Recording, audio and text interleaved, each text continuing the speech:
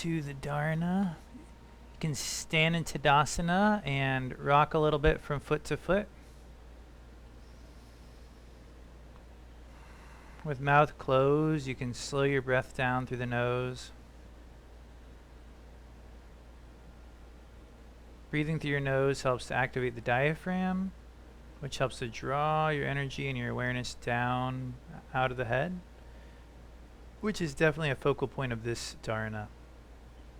So let's be with this Dharana for a moment.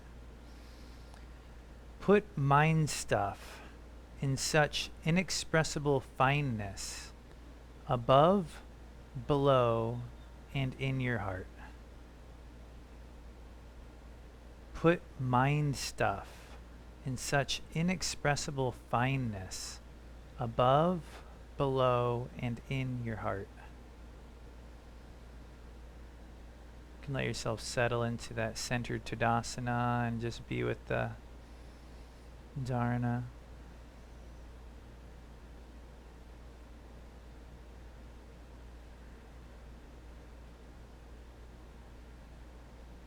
Letting the thoughts be inexpressibly fine, like a mist or a snowflake, and letting them just sort of drift down towards the heart, into this large space above, below, and in your heart.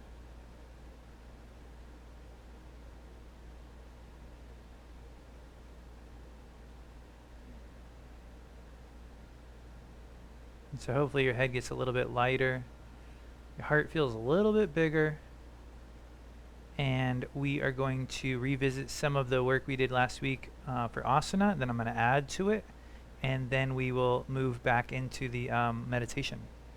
So to start, right from where you're standing, you're going to step your left foot forward, and your right foot is almost going to point forward as well, just a little bit turned out. And you guys, face whichever way is helpful for you. And then we're going to bend the front knee into the towards the second toe, towards the middle of the foot. And as you bend it, for me, I notice the knee easily surpasses my ankle. So I'm going to inch my feet out a little bit, inch my foot out. Then it starts to find a nice pathway there, and you can pause with the knee towards the ankle. Notice that this right leg is back behind you, and so if you take the right arm and you gently sweep it up, you're creating a long stretch from that back right foot across the hip, across the chest, and then let the arm relax. And so just start to sync that with your breath. You can straighten the leg as the arm comes down, and then as you bend the knee, you can lift the arm up. You're welcome to do that with an inhale or an exhale. Just feel with it, experiment. As you lift the arm and bend the knee, you can let yourself rotate gently towards that bent knee. It's a little spiral that'll make you feel more stable as you bend. Make sure your feet can feel the floor, the toes, have some space between them. Next time the arm comes up, pause for a moment. Try to let your shoulders relax even though your arm is lifted. Any trouble with balance, have a hand on the back of a chair or a desk.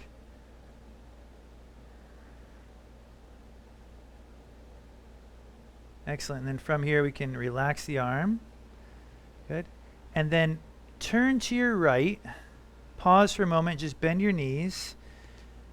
And then sway your hips a little side to side. Let yourself sort of sink lower and lower towards the floor until your spine can gently release over the legs. Draw the navel in gently towards the spine to create like a waterfall effect of your spine over the hips. Heel toe the feet in a little bit for stability. Let the weight sink into those feet and maybe a little bit into the heels. Press the feet through the floor and watch yourself draw up, rolling the spine up slowly, and then rolling your shoulders back a couple of times. Good. Sort of realizing the screen and the monitor, I probably should have organized this better. So just for simplicity, let's turn back towards the monitor. I should have had us facing the other way from the beginning, but we're good. Right foot steps forward, left foot might step back just a hair. It's almost pointing forward, that back foot. It's not pointing out, it's almost pointing forward. Hips are squared forward with your foot. Yeah.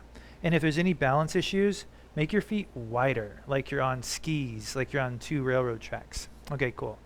Bending the knee helps you to establish your stance. I'm going to inch out my foot a hair. That left hip wants to square forward, and then the back foot might want to look more forward, Christina. Yeah, that'll help you square your hips safely. I would go even more. Okay, and the next time you're bending in, you can start to lift the arm up. And as the knee extends, the arm drops down. As the arm lifts up and your knee bends, you can start to turn a little bit into that bent knee. It'll help stabilize you. A little spiraling action, like a corkscrew. Think the other arm for you, other arm, yeah. So it's that same arm as the leg that's behind you. You're creating this long stretch from that back foot all the way to the lifted arm. So whichever leg is back, that arm lifts up. The next time you lift up, just pause for a moment and just be in there, feel what's happening in the hip. Feel the back heel sort of lengthening, the heart lifting, the shoulder relaxing, even though it's lifted.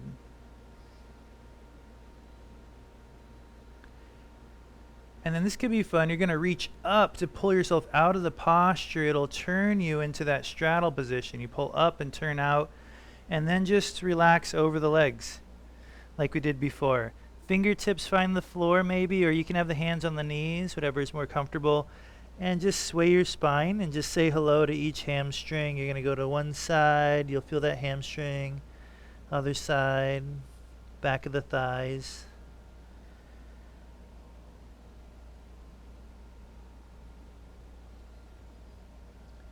And from here, we're going to bring the knees down to the floor. I'm going to turn towards the monitor. You guys can, again, turn whichever way you want. It's pretty simple. We're just going to be on table a little bit. And I'd like to do some more, just some like deep core activation that also utilizes some cross stabilization. It feels really good in my body. It's a really good functional movement. To start, draw the navel in and go into a really simple cat posture where you're rounding the spine. And then keep the navel in as you go into your cow posture as the back arches. So just do that a couple more times. The navel draws in, it rounds your spine up. And then you keep the navel drawn in as you go into that cow posture and you arch the back. And then coming into neutral. And just for a moment, just sit back on your heels. I'm going to just talk about something real quick and then we'll do it. So the lower back has this nice little arch in it already, the lumbar curve. What we're going to do is we're going to draw the navel in and we're going to try to do that cat posture, but instead of rounding the upper back, which already has plenty of rounding going on, we're going to keep the upper back neutral and we're going to just try to round the lower back.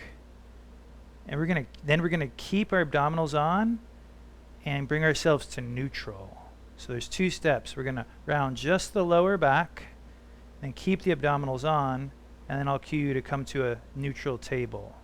So let's try it.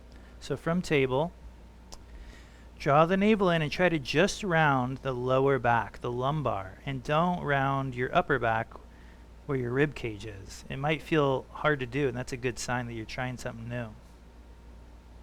It's called low back cat. And then keep the navel drawn and slowly come back to what you would consider to be a neutral spine. So that means it would have a little lumbar curve, but now there's a lot of really good activation going on around your navel. Do that one more time and then we're going to add to it. So draw in at the navel, round just the lower back. I'm going to glance around here for who I can see. Yeah, looks pretty good. I see a little bit of happening in the rib cage, so try to mellow the rib cage out. And then drawing the navel down to what would look like a neutral spine, but you feel a lot of activation around your navel. Now from here, just maintain a neutral spine and gently unweight one hand. That means the hand barely leaves the ground. Unweight. And then slowly the hand comes back and we'll unweight the other side.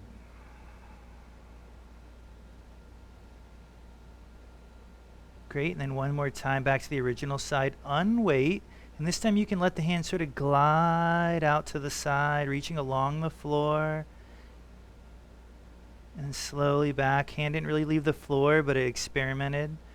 And then other side, unweight, gliding laterally. And then we're back. We're going to bow back to Bhaktasana for a breath. Bend the wrists inward. So have the hands like that you were going to do a prayer position with your hands, but just keep turning them so that they turn in. So it's the opposite of what you were just doing. So the backs of your knuckles touch each other. You can look at me for a reference anytime.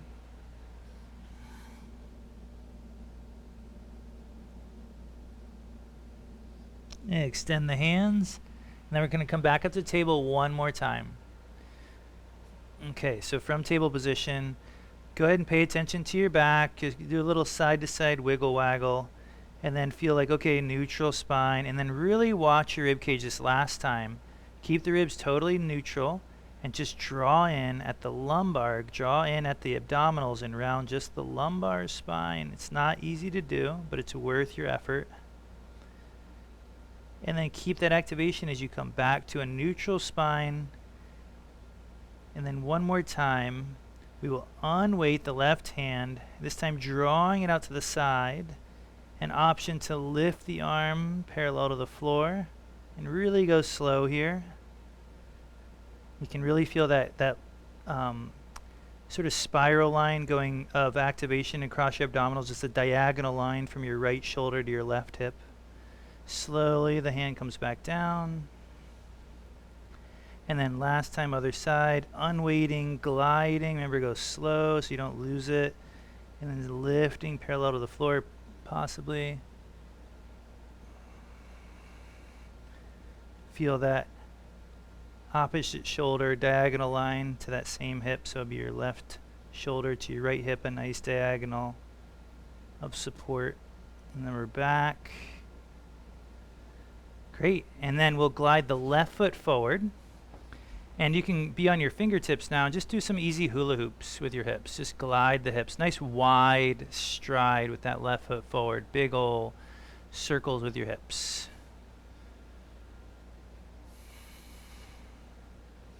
The right hand will stay on the mat or the floor. And then the left hand just draws a nice big arch. Big arc maybe. Back. And then you can trace it all the way back to where it started. Do that one more time.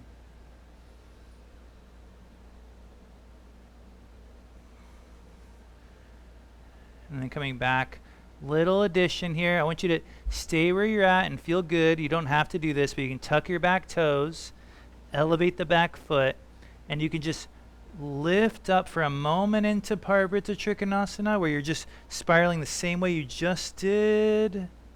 And then you can just deflate all the way back. So it would have been the other way.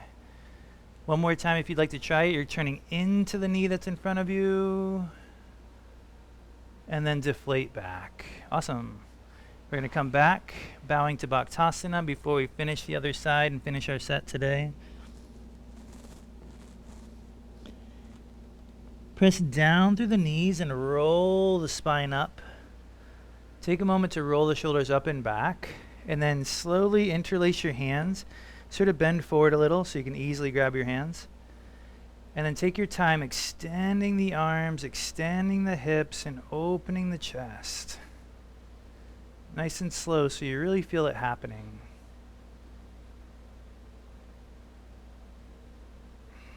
And you can slowly bend at the hips a little bit again, relax the hands, and we'll finish the other side. Some nice big circles with your hips, hula hoops.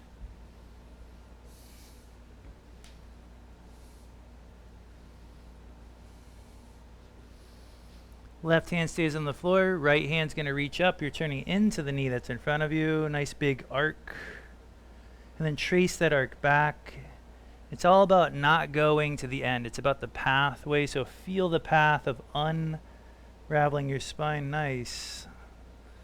Looks good. And then back. And so we're going to trace that exact same path potentially. You could either do that 2 more times, or you could lift the back knee, and you can just arc up and then deflate down, all the way back down. And then arc up and deflate down. Knees come back underneath. This time we'll sit on our heels, interlace the hands, and you could be up here if that wasn't okay on your knees. And then just lift the arms up and back for a final chest expander. Relax the hands, roll shoulders. And any last additions you can do, take a minute for your own movement. Any kind of counter pose that would feel good. Roll your wrists out a little bit if that was a lot of wrist work for you.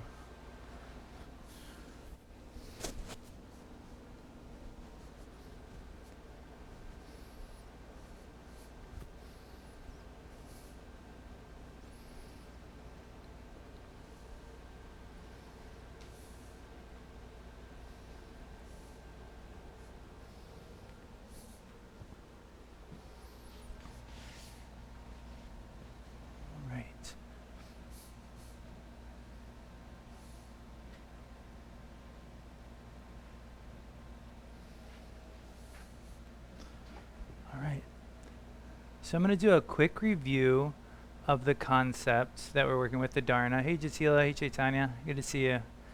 And then we'll go into our meditation practice. So just a little review, just so everybody's on the same page, because I know there's at least one person that wasn't here last week, so a couple people. Anandama, all right. Okay, so we looked at the Dharana to open class, the idea of putting mind stuff in such inexpressible fineness above, below, and in your heart.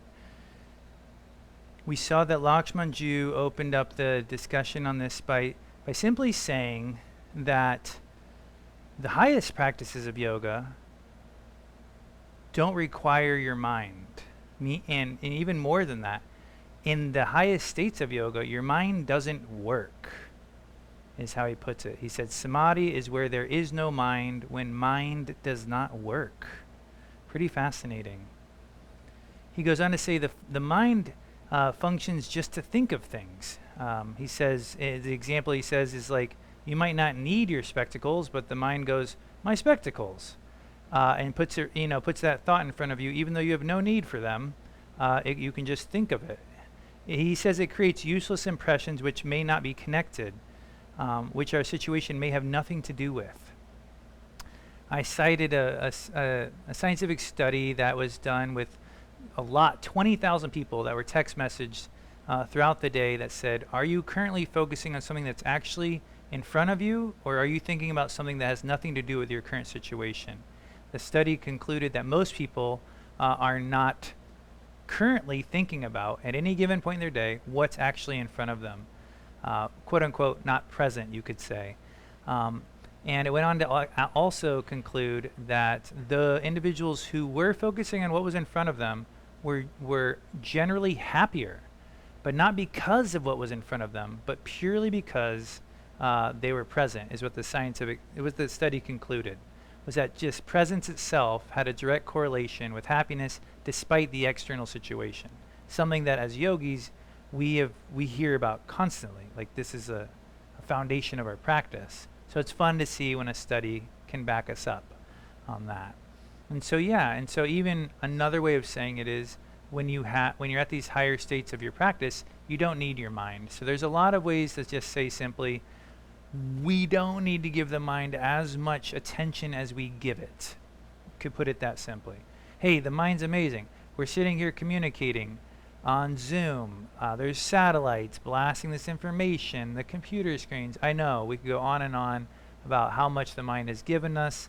The yogic tradition is simply saying, hey, that's great. Trust me, we're giving it plenty of attention. It might be time to reel it in a little bit for everybody's sake, including our own happiness.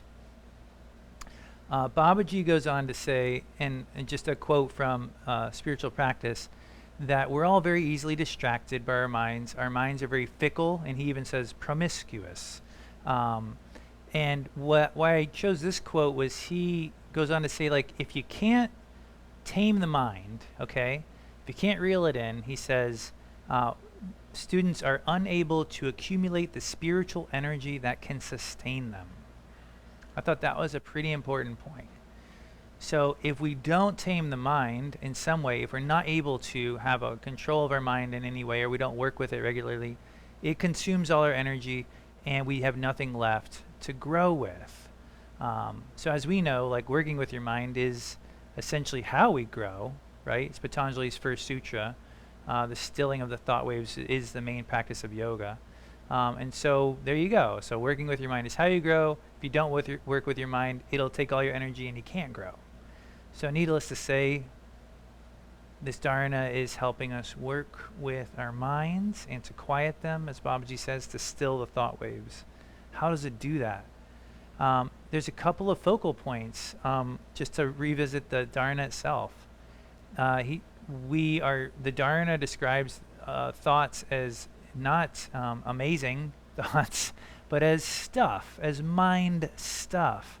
And that's sort of a nice, sort of a quiet diss to the mind, like calling these amazing thoughts that we have stuff. And so we put our mind stuff, where do we put it? It tells us to put it in the heart, just to skip to the end and then I'll come back to the middle. It tells us to put it in the heart. Like I was saying last week, I had a little hesitation. I was like, why would I want to put my thoughts in the heart? It feels like contaminating the heart. But as we know from our practice, as is like taught in Sacred Journey, for example, in the heart meditation, in one of the texts that we use in our school, when you bring your thoughts to the heart, they just become fuel for your practice. They don't burden the heart. They actually, when you're actually letting your attention that you keep in your head sink down into your heart,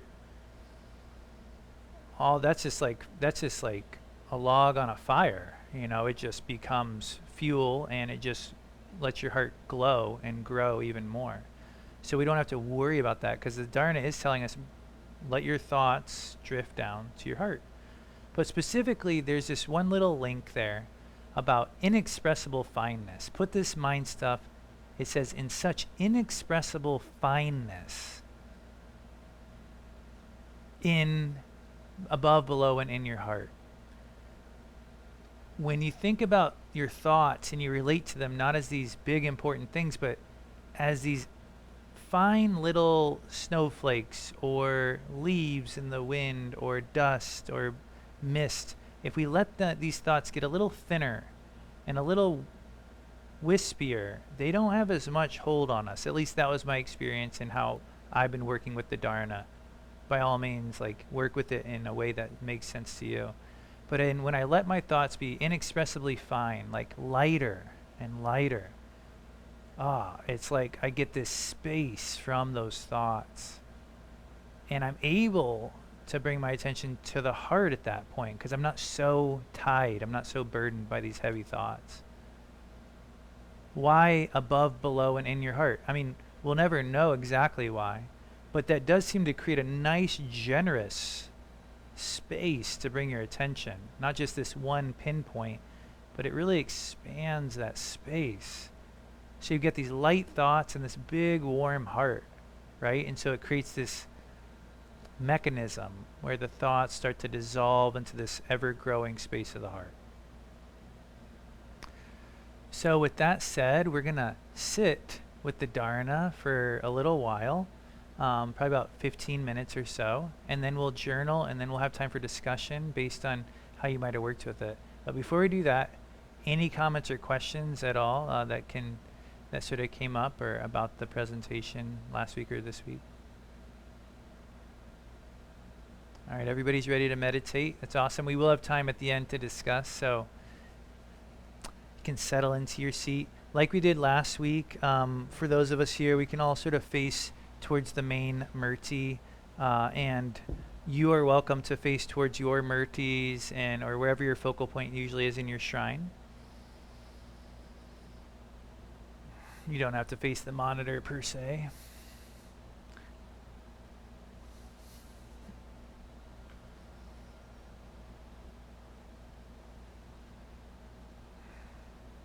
And take a moment to make sure your seat feels buoyant and supportive.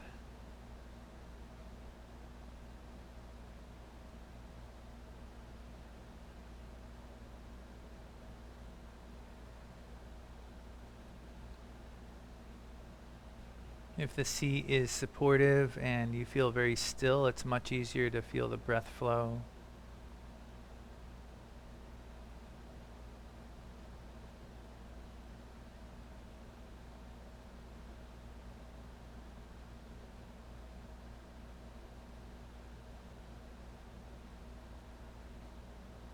And of course, as always, you're welcome to have the eyes closed or to gaze softly at a murti or some kind of focal point that you use.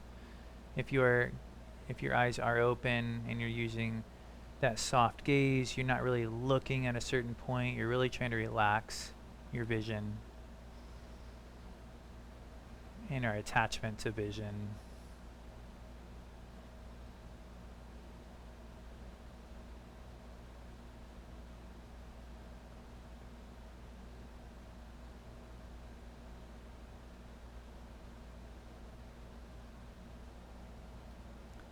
Put mind stuff in such inexpressible fineness above, below, and in your heart.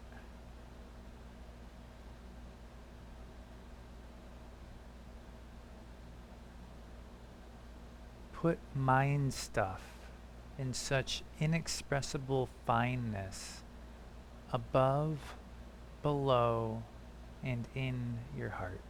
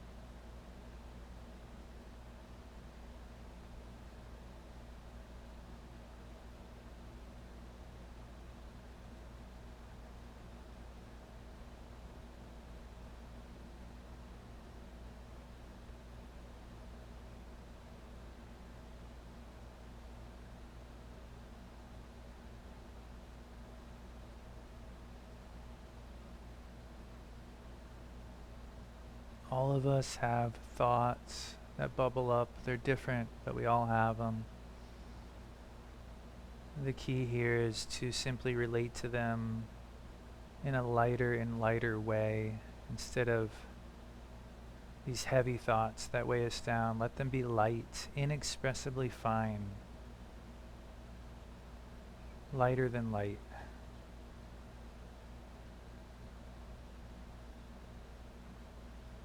And let them naturally glide like falling leaves into that space of the heart that is large, above, below, and in the heart.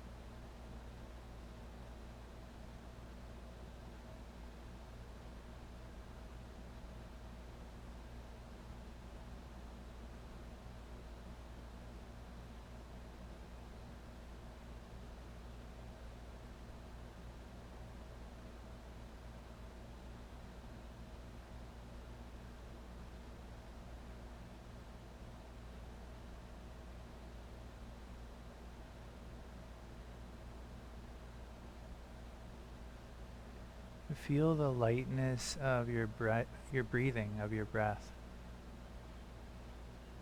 Breathe lighter, breathe gentler, and allow that relationship of you and your breath to mirror this lightness between you and your thoughts.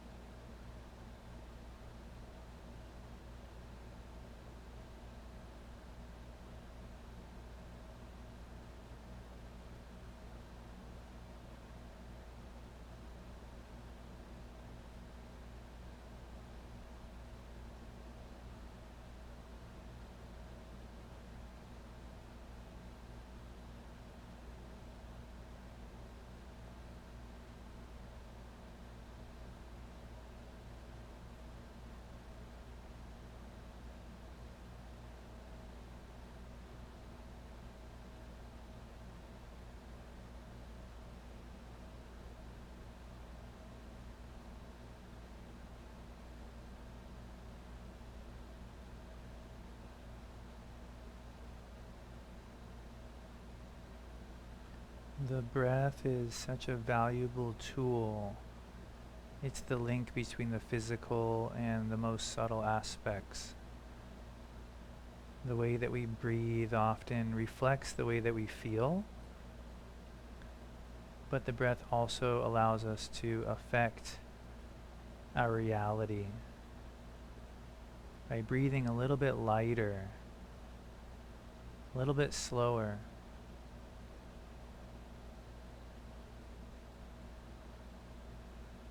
A little bit finer, right, in terms of the Dharana, breathing more finely.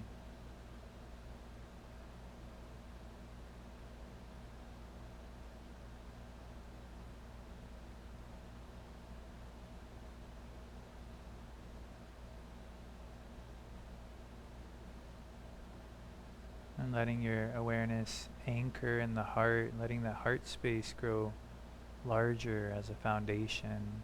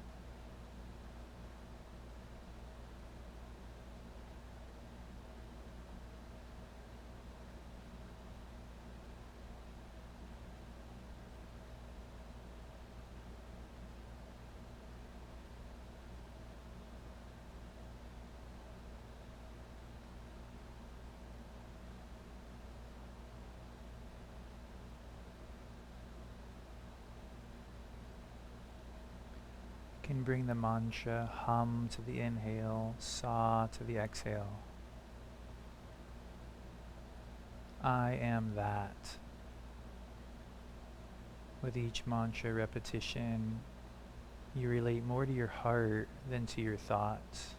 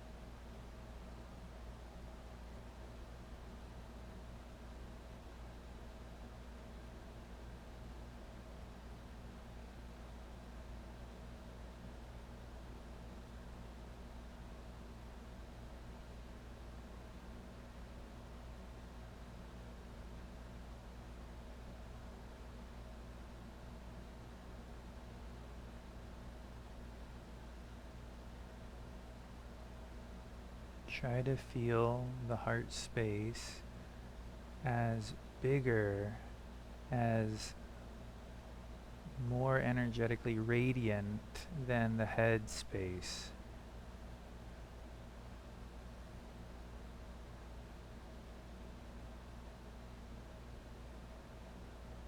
Feel this gravity to the heart, how it draws you down towards it.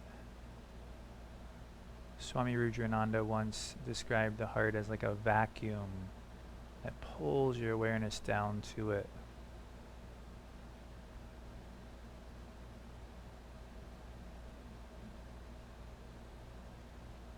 Let it vacuum up those thoughts